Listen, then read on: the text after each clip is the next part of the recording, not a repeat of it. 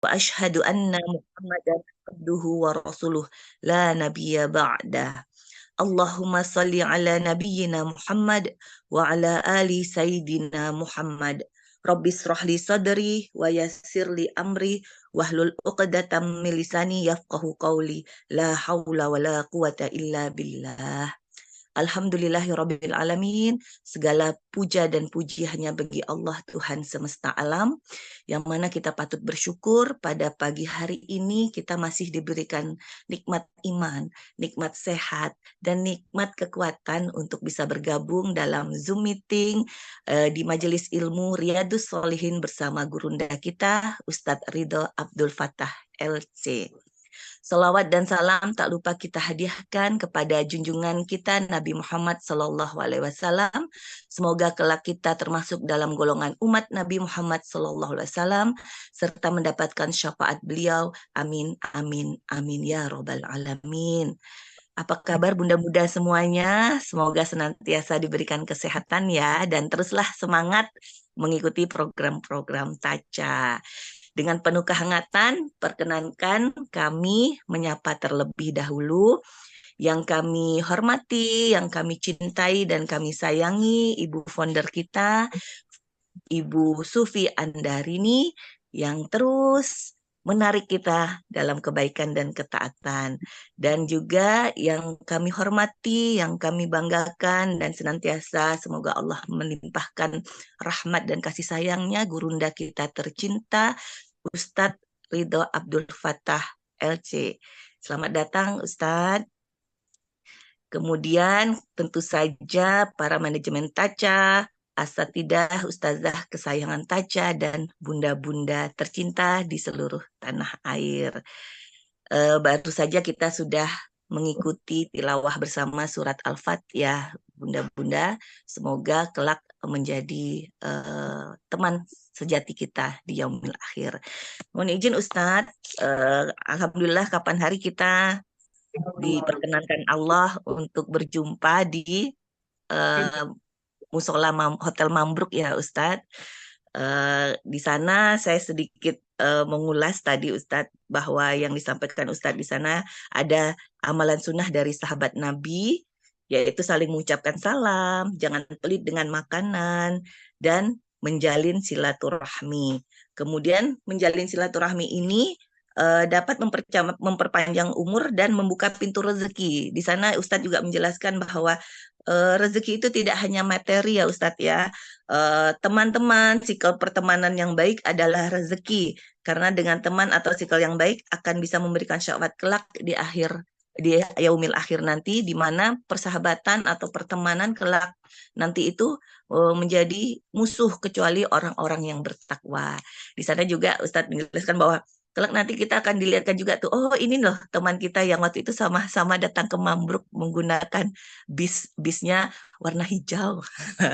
Ada tulisannya Pandawanya. Oh itu loh teman kita yang nggak mau pulang dari Hotel Mambruk katanya. Dan 3 hari 2 malam katanya rasanya kurang. Nah untuk mempersingkat juga dibahas bahwa kemarin itu ada kita bisa berdoa, meminta kepada Allah, mendekatkan diri kepada Allah dengan menggunakan perantara atau bermunajat dengan wasilah atau bertawasul ya Ustadz ya. Hal ini dicontohkan melalui hadis tentang 3 orang yang terjebak di dalam gua, kemudian berdoa, bermunajat kepada Allah, berwasilah, bertawasul dengan amalan ibadahnya masing-masing. Bahwa di Quran surat Al-Maidah ayat 35 juga Allah mengatakan, hai orang-orang yang beriman, bertakwalah kalian kepada Allah Subhanahu wa taala dan carilah oleh kalian wasilah atau jalan untuk mendekatkan diri kepada Allah. Baik, untuk mempersingkat waktu kita langsung saja eh, masuk pada materi hari ini. Kami silahkan kepada Ustadz kita, Ustadz Ridho Abdul Fattah LC. Tafadol Ustadz.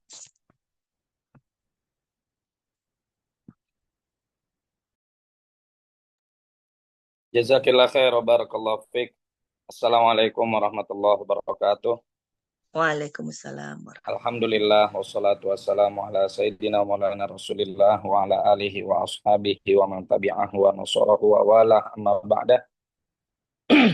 Fa nawaina ta'alluma wa ta'lima wa tadhakkura wa tadhkira wa naf'a wal intifa' wal ifadata wal istifadah wal hatha ala tamassuki bi kitabillahi wa sunnati rasulih sallallahu alaihi wa alihi wa sahbihi wa sallam wa du'a ilal huda wa dalalata alal khair ibtigha'a mardatillahi wa qurbihi wa thawabih.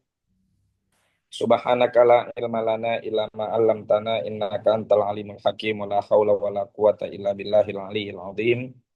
Allahumma inna na'udzubika min ilmin la yanfa' qalbin la yakhsha wa nafsin la tashba' wa 'ainin la tadma' wa amalin la turfa' wa min du'ain la yustajabu laha bi rahmatika ya arhamar rahimin. Allahumma inna nas'aluka al-ilma ladunni wal mashraba safiyal hani ya wahhabu ya ghani. Allahumma la sahla illa ma ja'altahu sahla wa anta taj'alul hazana idza syi'ta sahla. Allahumma sahhil lana hifdzal ulum wa hab lana wasi'atil fuhum bi jahi nabiyikal ma'sum. Allahumma arinal haqqa haqqa warzuqna tiba'ah wa arinal batila batila warzuqna jitinabah wa la taj'alhuma mushtabihan alaina fanattabi'al hawa. Allahumma ya man waffaqa ahlal khairi lil khairi wa anahum alaih wafiqna Allahumma lil khairi wa inna alaih. Bunda-bunda taca sekalian, yang mudah-mudahan semua senantiasa dalam naungan taufik dan inayah dari Allah Subhanahu wa taala. Wabil khusus founder Taca Indonesia, Bunda Sufi beserta suami Pak Budi dan keluarga, mudah-mudahan selalu diberkahi oleh Allah Subhanahu wa taala. Alhamdulillah, setelah beberapa pekan yang lalu kita bersilaturahim secara langsung ya, on air. Sekarang kita kembali habis kopdar ya 2 minggu lalu. Sekarang kita kembali silaturahim lewat wasilah teknologi ya, yaitu melalui Zoom meeting. Yang mudah-mudahan ini semua meskipun jarak kita saling berjauhan, waktu kita juga mungkin ada perbedaan, tapi mudah-mudahan hati kita sama-sama saling mencintai dan menyayangi karena Allah Subhanahu wa taala. Alhamdulillah, berbarengan dengan pertemuan kita di Mambruk pada beberapa waktu yang lalu, kita telah selesaikan bab pertama dari kitab Riyadhus Shalihin atau kitab pertama, yaitu Kitabun Niyah. Dan sekarang kita masuk kepada pembahasan baru, yaitu bab taubah. Qala al-musannif rahimahullahu taala wa nafa'ana bihi wa bi ulumihi wa bi ulumi sa'iris shalihin wa radhiyallahu anhum wa an nabihim ila anqal. Bab taubati, bab yang menjelaskan tentang taubah. Qala ulama'u, para ulama mengatakan at-taubatu wajibatun min kulli dzambin. Taubat itu hukumnya wajib dari setiap dosa. Fa in kanatil ma'siyatu baina fa in kanatil ma'siyatu bainal abdi wa bainallahi ta'ala la tata'allaqu bihaqqin adami. Apabila maksiat itu adalah atau dosa tersebut hasil dari maksiat antara seorang hamba dengan Allah Subhanahu wa taala saja, yang tidak terkait dengan hak adami, hak sesama manusia. Falaha salasatu syuruh. Maka ada 3 syarat untuk diterima dan sahnya taubat tersebut. Ahaduha, syarat yang pertama, ayyuqli'a anil maksiyati. Hendaknya ia meninggalkan kemaksiatan yang telah dia lakukan. Wasani, yang kedua, ayyandama ala fi'liha. Hendaknya ia menyesali perbuatan kemaksiatan yang telah ia lakukan. Wasalithu ayya'zima alla ya'uda ilaiha abada. Hendaknya ia bertekad untuk tidak lagi kembali kepada kemaksiatan tersebut selama-lamanya. Fa in fuqida ahadus salasati lam tasihha taubatuh. Namun apabila salah satu dari 3 syarat taubat tersebut tidak ada, maka taubat itu tidak sah. Fa in kanatil ma'siyatu tata'allaqu bi adamiyin, dan apabila maksiat tersebut terkait dengan hak sesama manusia, fa syurutuha arba'ah, maka syaratnya ada 4.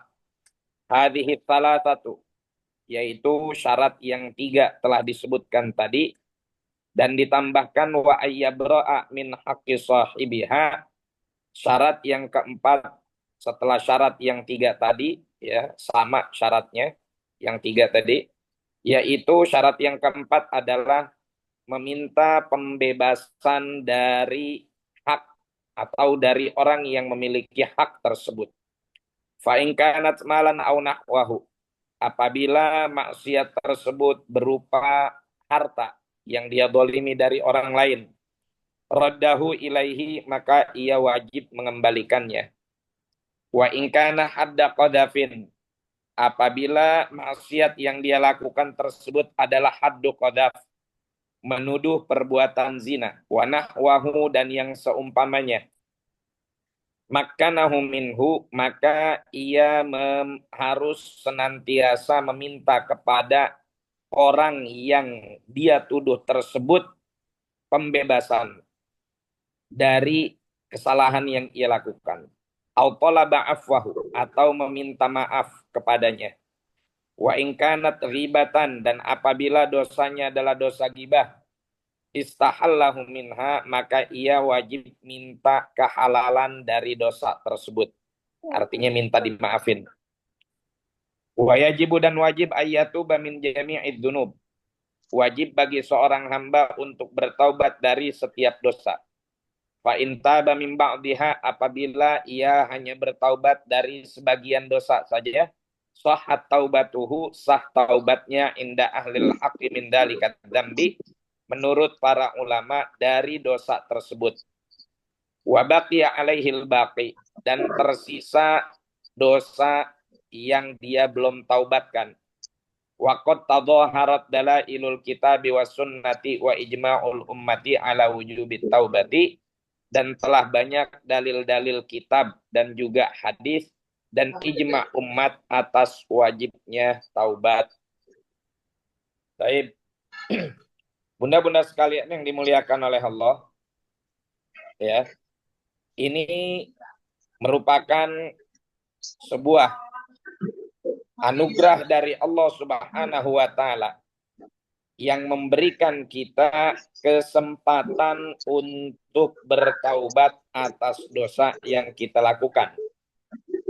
Kita semua sadar, kita semua tahu, manusia itu adalah mahallul khata' wan nisyan. Tempatnya salah, tempatnya lupa. Ya. Lupa, salah itu udah jadi kebiasaan manusia. Namun bukan berarti ketika kita sebagai seorang manusia menjadi tempatnya salah dan lupa, kemudian kita menormalisasi keadaan tersebut dengan membiarkan diri kita terus-terusan berada dalam jurang kemaksiatan dengan dalih, manusia tempatnya salah dan dosa kok. Manusia itu sebetulnya bukan tempat salah dan dosa aja, ya manusia juga tempat kebaikan juga, ya. Karena manusia yang mendapatkan amanah dari Allah Subhanahu wa taala, yang mana amanah tersebut bahkan gunung tidak sanggup untuk mengembannya. Allah Subhanahu wa taala berfirman di dalam Al-Qur'an, ya, inna aradnal amanata 'alas samawati wal ardi wal jibali. Kami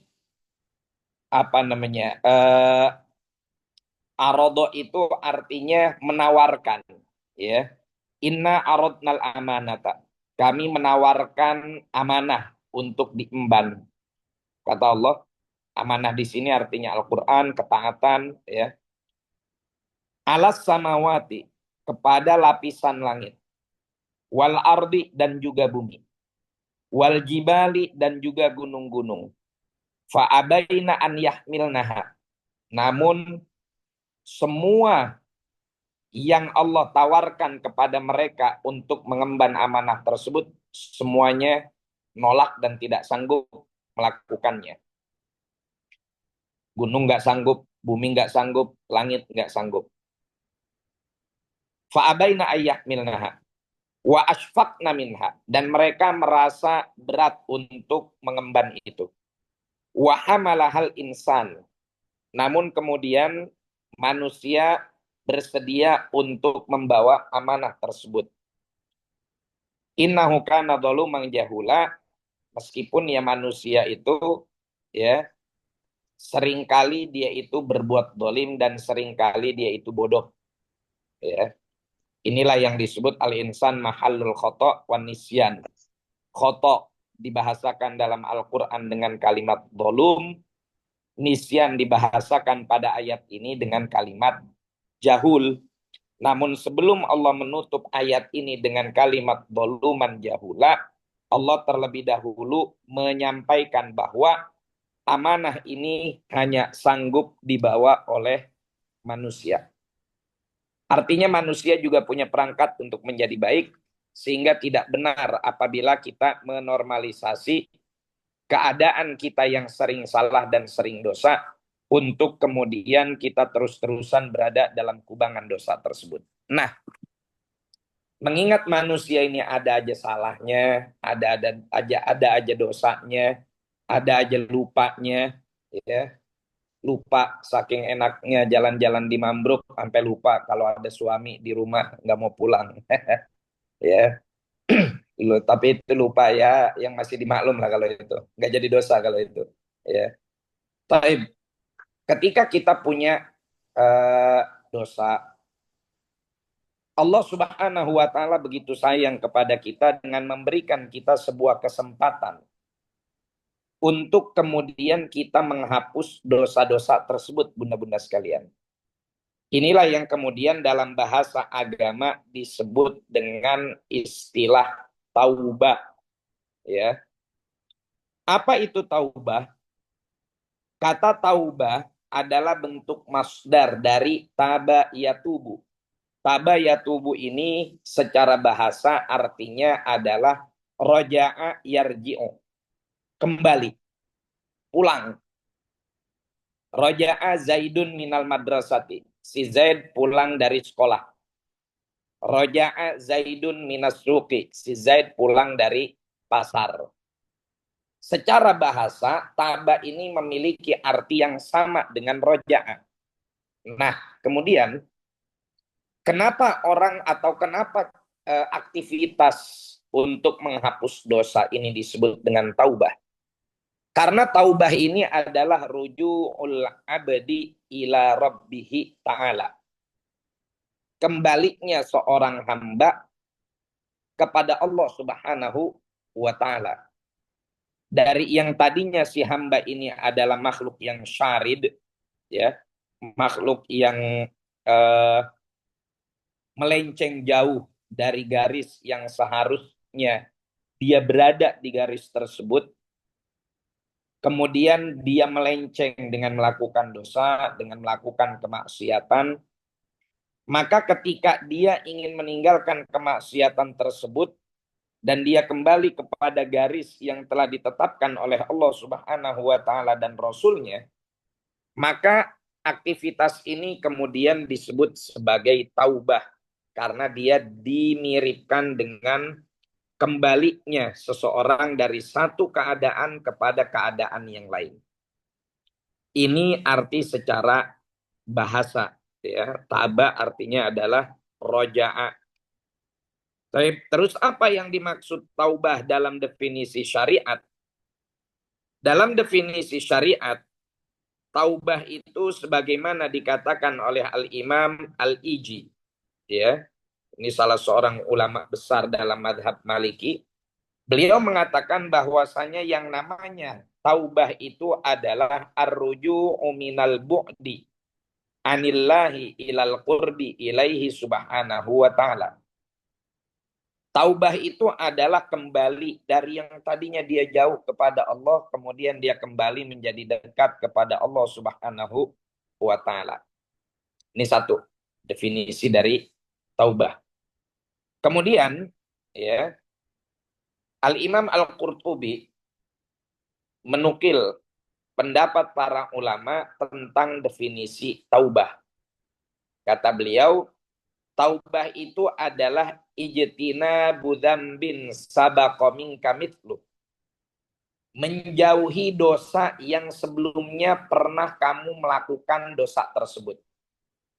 Misal orang pernah melakukan dosa apa? Orang pernah melakukan dosa mencuri. Nah, dia pernah tuh mencuri. Kemudian dia menjauhkan mencuri di kesempatan dan di masa yang akan datang. Ini disebut sebagai taubah. Hakikatan au takdira. Baik dia menjauhi dosa tersebut secara hakiki, atau artinya benar-benar udah dia tinggalin sama sekali, atau takdir, baru tekad. Tapi kemudian karena satu dan lain hal, dia kecebur lagi. Dia maksiat lagi.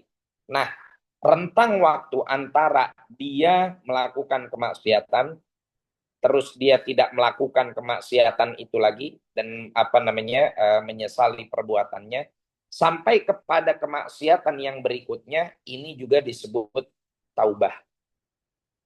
Nah, ini definisi dari para ulama tentang apa itu taubah, ya.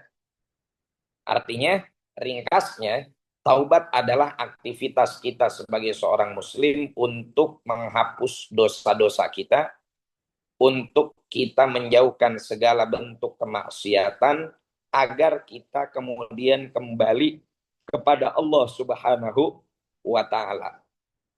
Baik. Dan ia adalah sebaik-baiknya zat di mana kita kembali kepadanya. Kemudian, bunda-bunda sekalian, perlu kita ketahui bahwa taubat ini nggak bisa asal-asalan, ya. Oh, saya udah taubat, saya udah hijrah. Itu ada syaratnya biar sah ke taubat, ya. Betul, innallaha yuhibbut tawwabin wa yuhibbul mutatahhirin.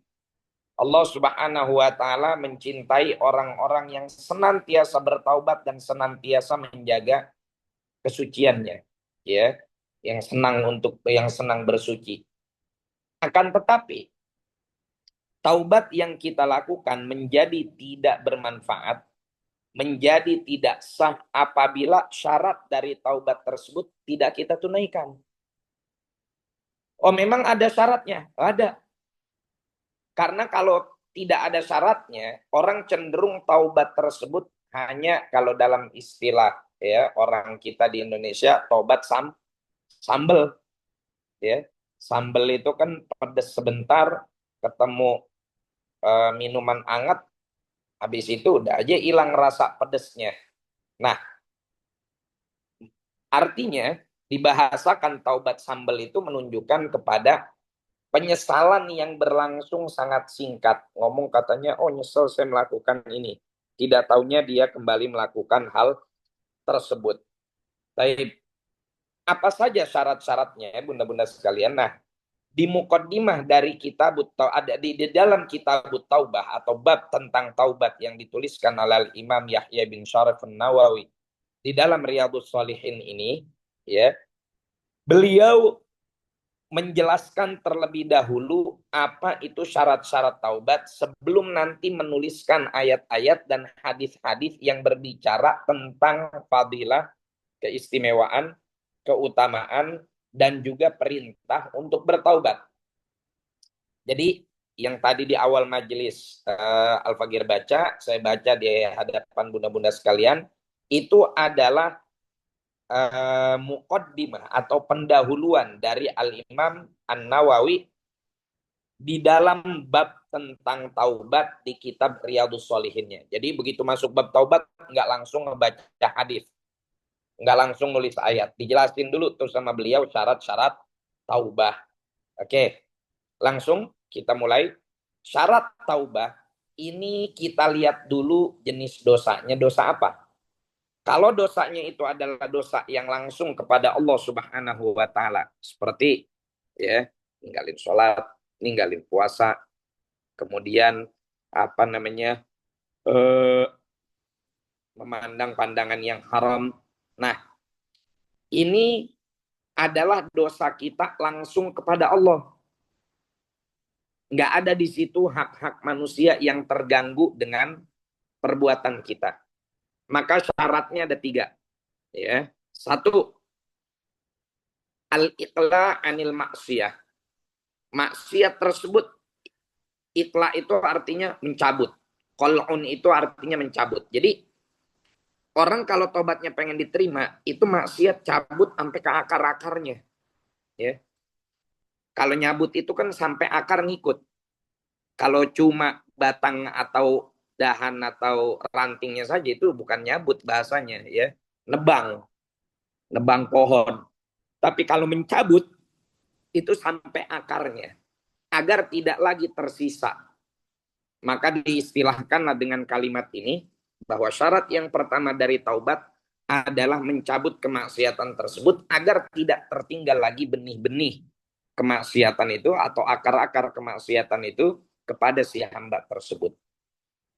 Yang kedua, al-azm, tekad. Ya, kita sudah bahas pada beberapa pertemuan sebelumnya perbedaan antara azm dengan niyah. Nah, orang yang benar-benar taubat, yang taubatnya diterima oleh Allah Subhanahu wa taala, yang taubatnya itu sah secara barometer syariat, adalah mereka yang ketika sudah betul-betul mencabut semua apa yang mereka lakukan dari kemaksiatan tersebut, apa yang ada di dalam hatinya? Yang ada di dalam hatinya adalah tekad untuk tidak jatuh kembali kepada kemaksiatan tersebut. Nah, ini syarat yang kedua. Syarat yang ketiga, an-nadam, penyesalan. Jadi harus ada tuh yang namanya azam, kemudian nadem, ya, azam rencana, nadem adalah penyesalan, kemudian ikhlas adalah mencabut semua dosa kita. Tapi kenapa harus ada penyesalan? Bunda-bunda sekalian, yang berangkat dari hati, baru kemudian dianggap sah taubat dia. Karena begini, kalau kita lihat para anbiya alaihim wa ala nabiyina afdhalus salati wassalam, mereka adalah manusia-manusia pilihan Allah. Tapi itu yang pertama, manusia pilihan Allah. Yang kedua, mereka maksum, terjaga, ya, dari segala bentuk kemaksiatan dan juga dosa. Tapi kendati pun mereka terjaga dari berbagai macam bentuk kemaksiatan dan juga dosa, itu tidak menghalangi mereka untuk menyesali satu perbuatan yang dalam kacamata kita sebagai orang awam itu adalah kebaikan, tapi dalam kacamata mereka itu adalah sebuah keburukan. Nah, mereka ini kemudian betul-betul menyesali apa yang selama ini mereka anggap sebagai sebuah keburukan tersebut. Itu hebatnya para anbiya, luar biasa. Sehingga muncullah doa-doa pertaubatan yang dimunajatkan para anbiya yang menunjukkan dalam doa-doa tersebut adanya alamatun nadam, tanda-tanda penyesalan atas apa yang dia perbuat. Seperti ya, Rabbana dzalamna anfusana wa illam taghfir lana wa tarhamna lanakunanna minal khasirin. Ya. Kemudian juga doanya Nabi Yunus di dalam perut ikan paus. Ya, apa doanya? Wadannuni idzahaba mughadiban fadhanna allan naqdiru alaihi fanada fid dhulumat la ilaha illa anta subhanaka inni kuntu minadh dhalimin. Masa iya sekelas para nabi ngomongin inni kuntu minadh dhalimin itu hanya sekedar gimmick? Nggak mungkin. Mereka pasti serius di dalam mengatakan la ilaha illa anta subhanaka inni kuntu minadh dhalimin. Walaupun mereka bukan orang dolim, tapi mereka merasa bahwa apa yang mereka lakukan, tindakan tersebut, ya, ini mungkin tidak diridhoi oleh Allah Subhanahu wa taala dan Rasulnya. Sehingga mereka betul-betul kemudian menyesali perbuatan tersebut. Tapi kalau orang maksiat, terus kemudian dia tinggalin kemaksiatannya, nggak ada penyesalan di dalam hatinya, bahkan cenderung bangga terhadap kemaksiatan yang dia lakukan. Ya, ini hati-hati jamaah sekalian, bunda-bunda sekalian. Sekarang banyak orang yang meremehkan syariat-syariat Allah Subhanahu wa Ta'ala dan terbuai dengan zakharifud dunia, pernak-pernik dunia dari kecanggihan teknologi dan lain-lain sebagainya. Nah, Nabi Yunus itu kan betul-betul menyesali apa yang beliau lakukan. Maka kalimat la ilaha illa anta subhanaka inni kuntu minadh dhalimin menjadi penjelas bagi kita bahwasanya yang namanya taubat itu ya harus ada penyesalan. Kalau nggak ada penyesalan, nah ini biasa-biasa aja. Apalagi bahayanya orang zaman sekarang bukan hanya sekedar nyesel, bukan hanya sekedar nggak taubat. Mereka bahkan cenderung bangga terhadap kemaksiatan mereka. Ada yang bangga dengan kumpul kebonya, ada yang bangga dengan gak puasanya, ada yang bangga dengan berbagai macam dosa mereka bangga-banggakan. Bahkan diviralin. Ya. Bahkan mereka merasa itu adalah cara dan jalan mereka untuk pansos.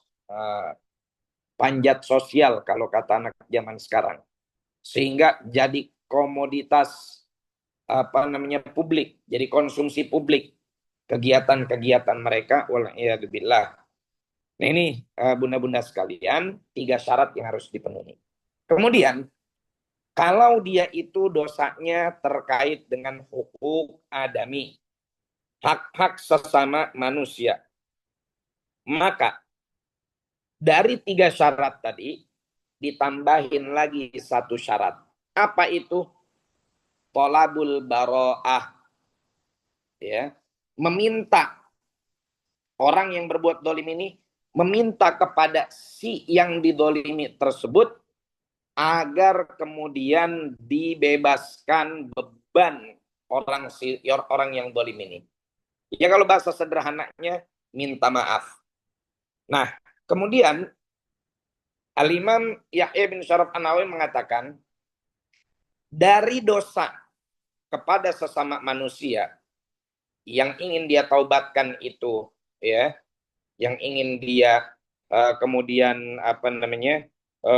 mengubah jalan hidupnya, dia pengen betul-betul bertaubat, ini nanti dibagi menjadi beberapa bagian lagi. Artinya gini, dosa kepada sesama manusia itu nanti sifatnya melihat kondisi sekitar. Dalam artian, kalau seandainya kedoliman yang kita lakukan itu berupa menguasai harta tanpa hak, maka harus segera ditunaikan harta tersebut kepada siapa? Kepada orang yang didolimi. Ya. Itu koruptor-koruptor kalau baru di penjara doang belum diterima tuh tobatnya tuh. Ya. Mereka harus mengembalikan apa yang selama ini mereka korupsi. Mereka harus mengembalikan apa yang selama ini mereka hilangkan. Hakada ayuhal ahbab. Ya.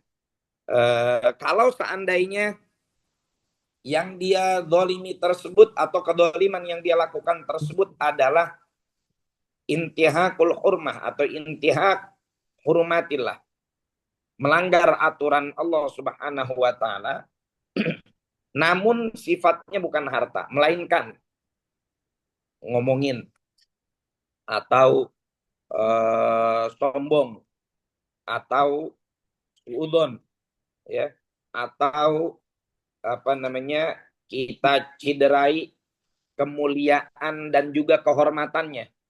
Bukan hartanya yang kita rampas, tapi nama baiknya yang kita rugikan. Maka ini juga harus betul-betul orang tersebut memohon maaf kepada orang yang dia dolimi tersebut dengan model dosa-dosa yang tadi.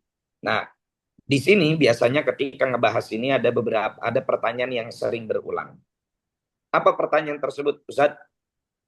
Bagaimana cara kita bertaubat dari dosa yang mana dosa ini berangkat dari kedoliman, ya, berangkat dari kedoliman.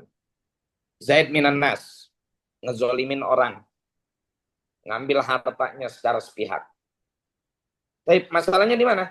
Masalahnya adalah orang yang didolimi sekarang nggak ketahuan di mana tempatnya. Sedangkan kita pengen minta maaf dari dia.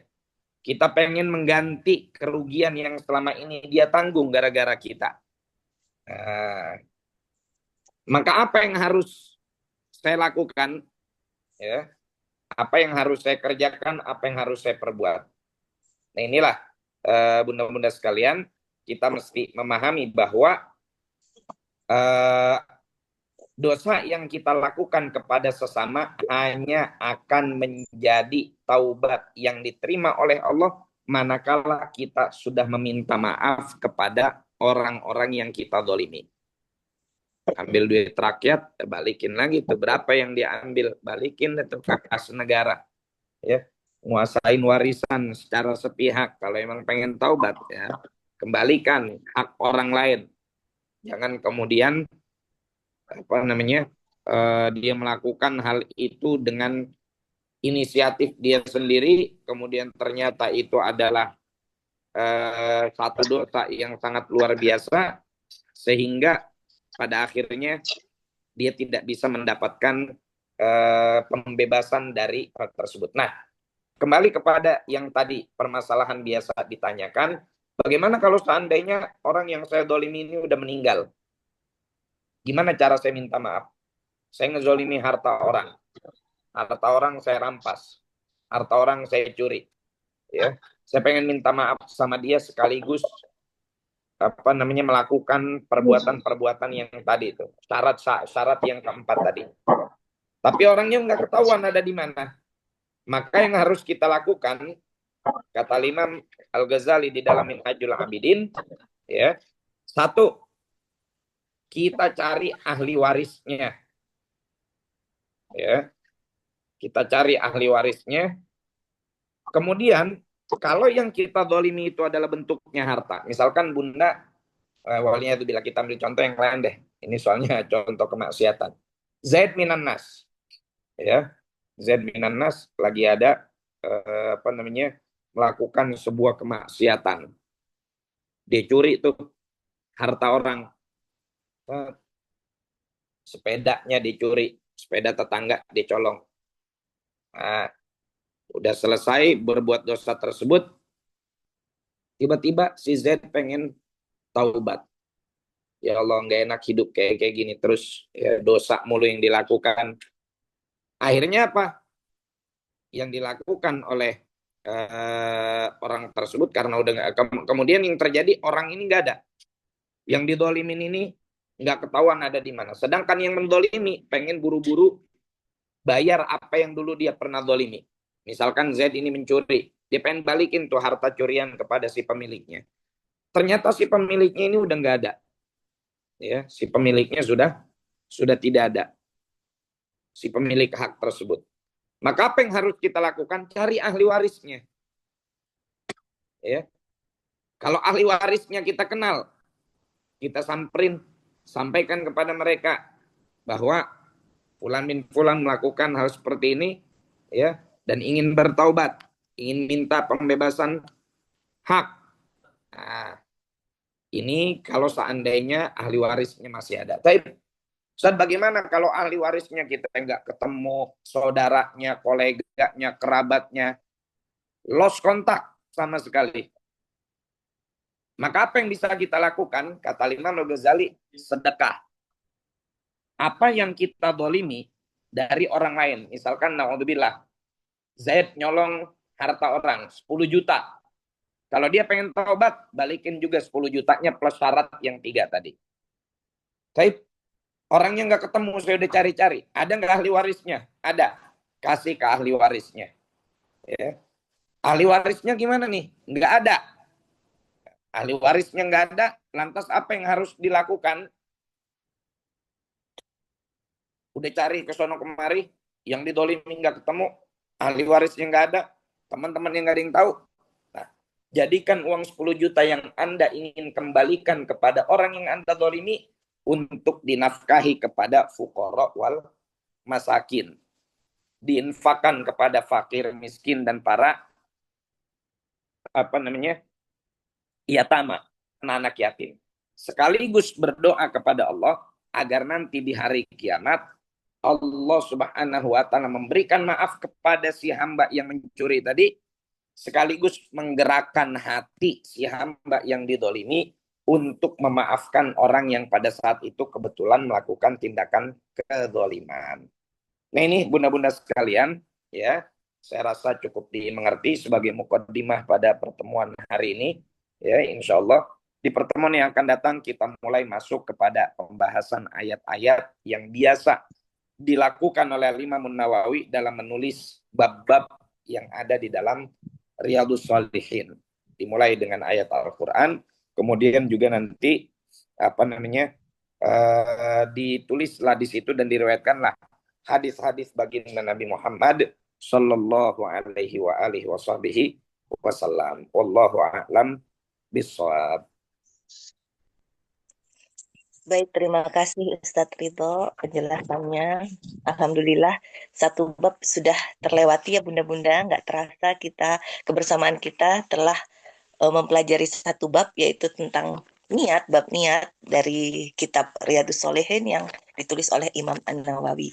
Dan kita sudah masuk ke bab yang kedua yaitu tentang taubat, di mana telah dijelaskan tadi oleh Ustadz Ridho bahwa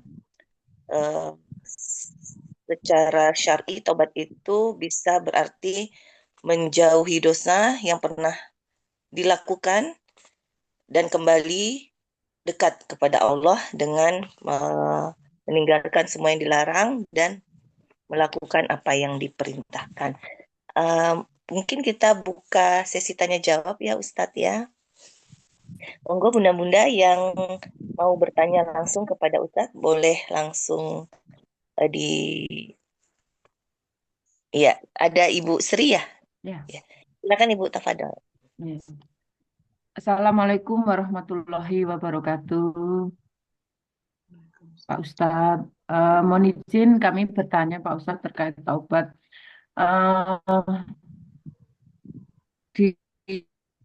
Di dos Dewan Masjid, kebetulan kemarin lewat kami membaca di Quran surat An-Nisa ayat 16 dan 17. Ini kemarin saya baca dan membuat hati saya gamang Pak Ustadz.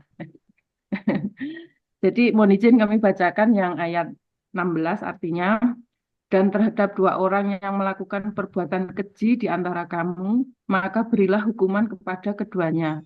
Jika keduanya taubat dan memperbaiki diri, maka biarkanlah mereka, sungguh Allah Maha Penerima Taubat, Maha Penyayang. Yang ayat 17 artinya, sesungguhnya bertaubat kepada Allah itu hanya pantas bagi mereka yang melakukan kejahatan karena tidak mengerti, kemudian segera bertaubat. Taubat mereka itulah yang diterima Allah. Allah Maha Mengetahui, Maha Bijaksana. Mohon izin Pak Ustadz, ini yang membuat saya gamang, khususnya yang ayat ke-17. Yang diterima taubat adalah orang yang melakukan dosa karena atas ketidaktahuannya.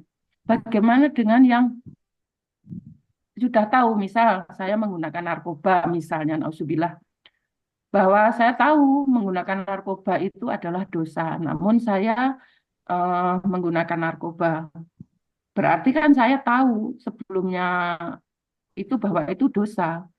Okay. Apakah taubat itu tadi akan diterima oleh Allah berdasarkan Quran surat An-Nisa ayat 17. Demikian, terima kasih Pak Ustadz. Afwan. Wassalamualaikum warahmatullahi wabarakatuh. Waalaikumsalam warahmatullahi wabarakatuh. Ada lagi yang lain biar sekalian? Monggo bunda-bunda kita kumpulir dulu mungkin 2 pertanyaan lagi ya. Silakan bunda-bunda. Kesempatan kita belajar bersama di sini bersama gurunda kita. Silahkan langsung di unmute saja atau raise hand. Sepertinya belum ada Ustadz. Oke. Ini oke. Berarti baru ada 1 pertanyaan, langsung aja kita jawab jika tidak ada yang lain. Ahsan tabarakallahu fiik. Innama taubatu 'alallahi lilladzina ya'maluna su'a bijahalah. Ya.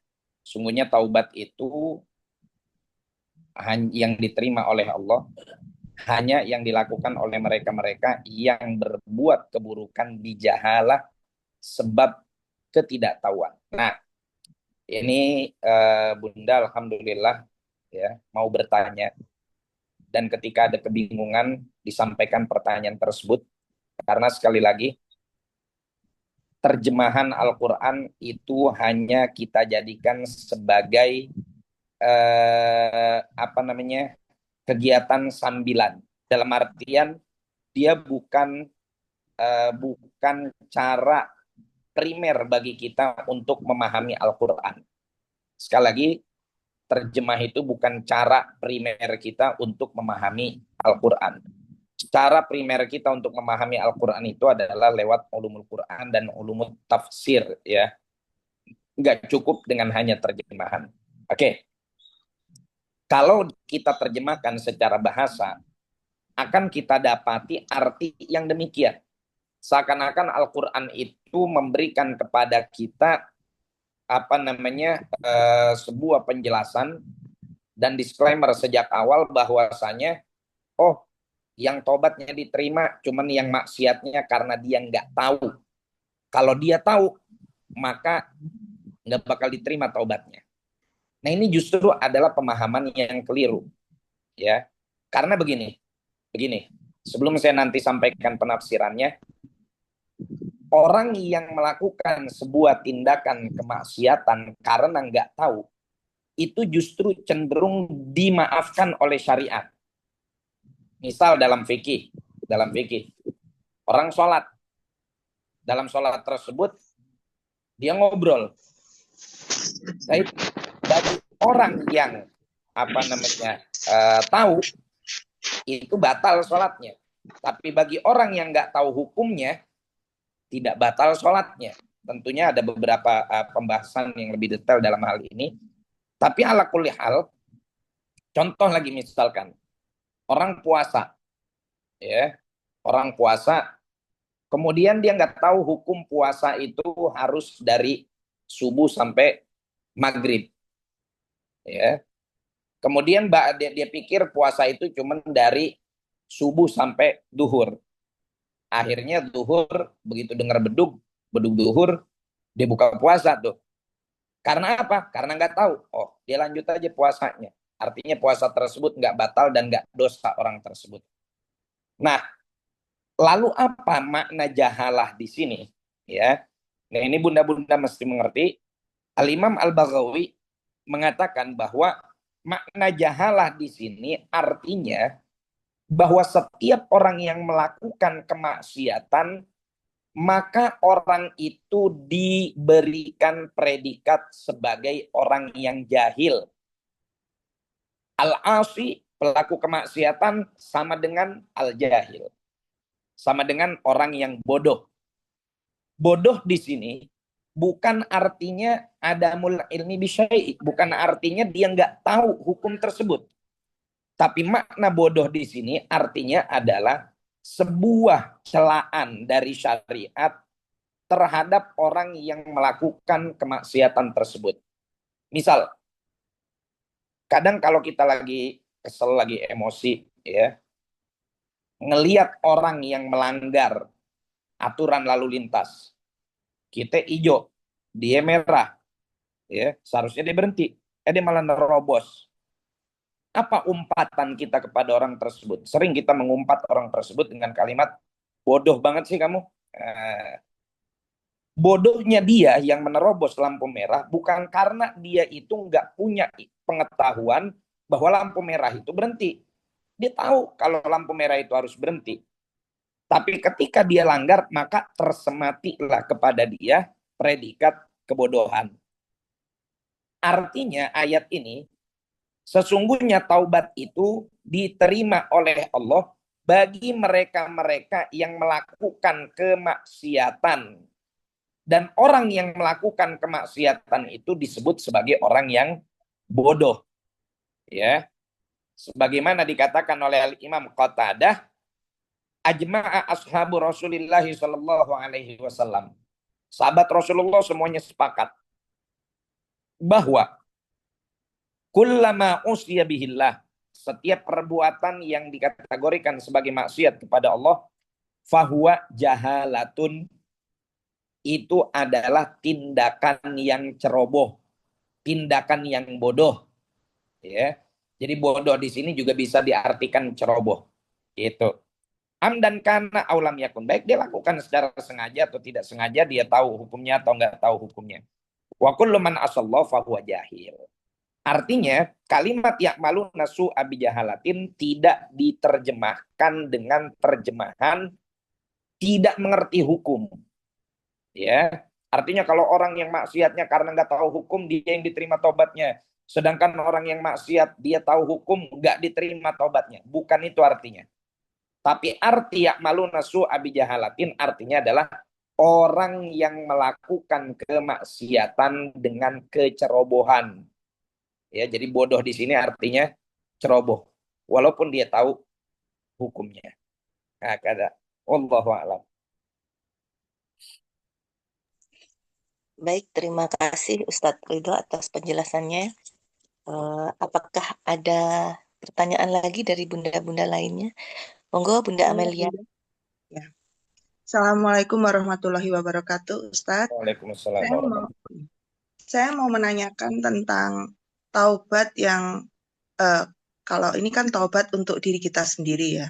Lalu hubungannya dengan kalau kita memohonkan ampun dosa orang tua yang sudah tiada dan mungkin dosa anak-anak kita yang mungkin yang masih ada tapi mereka nggak tahu gitu. Itu aja Ustadz. Terima kasih. Wassalamualaikum Maksudnya gimana? warahmatullahi wabarakatuh. Maksudnya hubungannya taubat ini kan tadi kan karena kita melakukan kemaksiatan gitu. Nah, hubungannya taubat ini dengan kalau kita itu memohonkan ampun dosa orang tua kita. Itu bagaimana? Dengan juga memohonkan ampun dosa dari anak kita, misalkan seperti itu, Ustaz. Oke. Ahsan tabarakallahu fik. Artinya gini mungkin ya. Apakah kalau kita mohonin ampun buat orang tua kita, buat anak-anak kita, itu bisa dikategorikan sebagai pertaubatan buat mereka? Mungkin gitu kali ya. Oke. Itu beda Bunda ya. Itu bukan taubat. Taubat itu dilakukan oleh si pelaku kemaksiatan. Ya. Seorang anak melakukan kemaksiatan, anak kecanduan judi. Ya, dia kalau pengen disebut sebagai anak yang bertobat, ya dia yang tobat sendiri. Kalau orang tuanya yang memohonkan ampunan kepada Allah, itu bukan pertaubatan, tapi itu doa namanya. Orang tua ngedoain anak, orang tua ngedoain, kita ngedoain orang tua kita, Nabi ngedoain umatnya, Rasulullah SAW ngedoain umatnya, bukan berarti Rasulullah melakukan pertaubatan, enggak. Yang harusnya tobat itu si pelaku kemaksiatan. Jadi yang bertobat itu adalah pelaku kemaksiatan. Adapun kalau ada orang lain memohonkan ampunan kepada Allah untuk si pelaku kemaksiatan tersebut, maka itu masuk ke dalam bab doa. Wallahu a'lam. Mungkin terakhir. Di sini ada Ustazah Ira dan Bunda Eving, Ustadz. Monggo mungkin salah satu Ustazah Ira sudah on mic-nya. Silakan Ustazah. Boleh digabung deh sekalian. Ya. Masya Allah. Jazakallah khair Ustadz. Masya Allah. Ini pertanyaan saya langsung nggih. Bagaimana sih taubatnya orang yang bertato seluruh badan Ustadz sampai ke muka-mukanya dia? Itu gimana Ustadz? Karena kebanyakan mereka itu enggan untuk bertaubat karena sudah merasa saya ini sudah parah betul gitu Ustadz. Sholatnya gimana? Diterimakah begitu Ustadz? Sampai detik ini, sampai sekarang juga nggak mau sholat-sholat Ustadz karena dia merasa kayak nggak diterima sholatnya karena itu tadi Ustadz, tatonya sudah sekujur tubuh ya. Kalau mau dihapus itu gimana? Apa nunggu dihapus dulu baru kita taubat atau bagaimana Ustadz? Nah, ini taubatnya orang yang bertato sekujur tubuh. Mohon Ustadz, terima kasih. Ahsan barakallahu fiik. Langsung ke Bunda Erving nanti biar Bunda sekali Eving, jawab. silakan. Ya. Assalamualaikum warahmatullahi wabarakatuh. Waalaikumsalam warahmatullahi wabarakatuh. Izin bertanya Ustadz, terkait penyampaian Ustadz dolim terkait dolim kepada manusia, dolim kepada rakyat. Jadi saya ini punya situasi ya, ketika di kantor gitu ada kegiatan, biasanya itu kan didukung dengan anggaran. Anggaran ini biasanya dialokasikan berapa gitu ya Ustadz. Kemudian dari kegiatan yang berlangsung ternyata anggaran ini ada sisanya seperti itu. Nah, kalau biasanya pas lapor pimpinan nggak apa-apa sisanya itu untuk yang bertugas, maksudnya untuk yang bekerja begitu gitu. Kalau yang seperti itu apakah termasuk dalam kategori dolim kepada masyarakat, dolim kepada manusia? Bagaimana hukumnya? Terima kasih Ustaz penjelasannya. Barakallahu fiik. Yang pertama terkait masalah tato dan taubat dari tato. Indana dalam madhab Syafi'i, tato itu termasuk yang menyebabkan wudhu tidak sah karena dianggap air tidak sampai ke kulit. Tapi ada pendapat dalam madhab lain, dan ini yang dijadikan ikhtiar ulama Syafi'iyah mutaakhirin, ulama Syafi'iyah kontemporer. Seperti Sayyidil Habib Umar ketika didatangi oleh tim geng motor, dan diantara mereka banyak yang tatoan, bertanya, Habib gimana sholat kita? Saya punya tato. Tato ini sulit untuk dihapus. Ya, kalaupun dihapus butuh perjuangan dan lain-lain sebagainya. Maka kata beliau, sholat. Ya, ikuti pendapat yang menyatakan bahwasanya tato ini bukan sesuatu yang menghalangi kulit, melainkan dia adalah darah yang muncul ke permukaan di lapisan tertentu dari kulit, bukan bagian luar kulit, sehingga dia masih di bagian dalam kulit, ya. Kan seperti kayak kita nih misalkan melenting. Melenting itu kan apa namanya, nanahnya itu adanya di mana? Adanya kan di bawah kulit masih, ya. Bukan di atas kulit. Sehingga air wudhu kita yang terkena bagian yang masih melenting itu kan tetap dianggap sah. Nah itu dikatakan kayak gitu. Artinya apa? Artinya di sini kita punya sandaran seperti Sayyidil Habib Umar yang memfatwakan teman-teman yang tatoan silakan secepatnya bersegeralah bertaubat, ya. Pintu taubat masih Allah buka. Jangan minder dengan tatomu yang ada sekarang, ya. Namun kalau ada kesempatan di mana bisa dilakukan hapus tato dengan cara yang tidak menyakiti, maka lakukan, ya. Maka lakukan. Kalau Anda mampu secara finansial, ya, bisa bayarnya, terus kemudian tidak menyakiti, dan memang sudah ditemukan teknologinya untuk menghapus tersebut, lakukan. Ya. Namun jika tidak bisa, maka bertaubatlah kamu, sholatlah kamu, ya. Kemudian kembalilah kamu ke jalan Allah meskipun dengan kondisi fisik kamu yang seperti itu. Itu yang pertama. Artinya masyayikh kita memperbolehkan sholat dalam keadaan tubuh bertato. Namun ini dikhususkan lagi-lagi bagi orang yang terlanjur. Bukan jadi fatwa pembenaran bagi orang yang belum punya tato, kemudian dia pasang tato dengan dalih, oh ini dibolehin kok dalam madzhab Syafi'i dan lain-lain sebagainya, ya, ada ikhtiar mutakhirin. Enggak, itu enggak dibenarkan. Kalau itu haram, ya.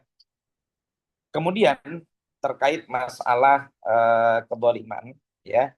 Jangankan istilahnya kita yang di instansi pemerintahan, di instansi apapun itu, baik swasta ataupun pemerintah. Kalau memang secara SOP, ya, kita berhak untuk menerima itu, silahkan diterima. Tapi kalau itu di luar dari SOP, maka hindari. Ya, misalkan oh ini jatah kamu, tapi di luar dari SOP dan lain-lain sebagainya, ya, tidak sesuai dengan aturan undang-undang, maka sebaiknya, maka harus kita hindari. Bukan sebaiknya lagi, harus kita hindari. Jangan. Walaupun diizinin sama atasan, atasan mengizinkan, tapi kalau yang dia izinkan itu melanggar apa yang sudah ditentukan oleh undang-undang, maka izin dia tuh nggak berlaku. Yang berlaku adalah undang-undang, ya. Undang-undangnya nggak boleh begini. Oh diizinin kok sama penguasa, sama atasan, sama pejabat eselon sekian, izin dia itu adalah izin untuk melanggar. Ya, bukan izin untuk kemudian kita melakukan sesuatu yang sesuai dengan aturan, enggak. Tapi izin untuk melanggar, artinya Anda lagi disuruh untuk melanggar. Nah, maka dari itu sebaiknya dihindari, ya, dan harus kita hindari, jangan sampai ada istilahnya sesuatu yang katakanlah syubhat masuk ke dalam diri kita, karena semua itu akan dimintakan pertanggungjawaban di hadapan Allah Subhanahu wa ta'ala. Demikian, mari sama-sama kita baca suratul Fatihah. Kita berdoa agar mudah-mudahan majelis kita senantiasa diberkahi oleh Allah Subhanahu wa ta'ala. Founder Taca dan juga para ashabul khidmah yang berkhidmah di komunitas ini selalu diberkahi oleh Allah. Juga yang tergabung dalam komunitas ini juga mudah-mudahan digabung oleh Allah Subhanahu wa ta'ala di komunitasnya Sayyidatina Khadijah dan komunitasnya Sayyidatina Fatimah di surga nanti. Fatihah bil qabul wal iqbal salahi kullil ahwal hadrati Sayyidina Rasulillah sallallahu alaihi wa alihi wasallam maula bilal badril mutalala Allah ta'ala yaftahu alaina futuha arifin warzuqna kamal al-ikhlas lakin sabit aqdamana ala qadamil habibil amin ala hadhihi niyyah wa ala kulli niyatin salihah wa ila hadratin Nabi Muhammad sallallahu alaihi wa alihi wasallam bisiril Fatihah. A'udzubillahi minasyaitonir rajim. Bismillahirrahmanirrahim. Alhamdulillahirabbil alamin arrahmanir rahim maliki yaumiddin. Iyyaka na'budu wa iyyaka nasta'in ihdinas siratal mustaqim. Siratal ladzina an'amta 'alaihim ghairil maghdubi 'alaihim waladdallin. Amin. Subhanakallahumma bihamdika asyhadu an la ilaha illa anta astaghfiruka wa atubu ilaik. Demikian saya mohon izin pamit dulu, ya, undur diri.